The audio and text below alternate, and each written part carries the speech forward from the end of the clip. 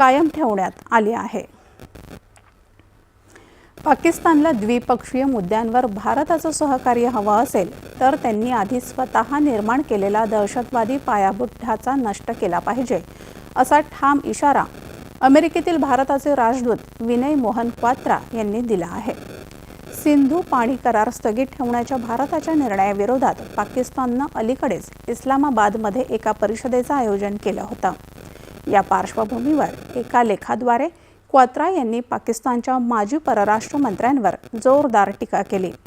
सिंधू नदी प्रणालीबाबतच्या मागण्या पूर्ण न झाल्यास भारतावर युद्धाची धमकी देण्याच्या भूमिकेचा त्यांनी समाचार घेतला। आपल्या अंतर्गत समस्यांवरून लक्ष विचलित करण्यासाठी भारताला युद्धाची धमकी देणं हा इस्लामाबादचा नेहमीचाच मार्ग बनला आहे, असं क्वात्रा म्हणाले।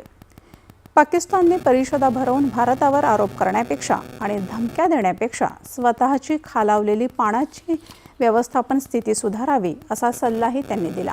तसंच प्रत्येक अंतर्गत अपयशाचं खापर भारतावर फोडण्याची पाकिस्तानची सवय आता जुनी झाली आहे, असा टोलाही त्यांनी लगावला। राज्यातील रुग्ण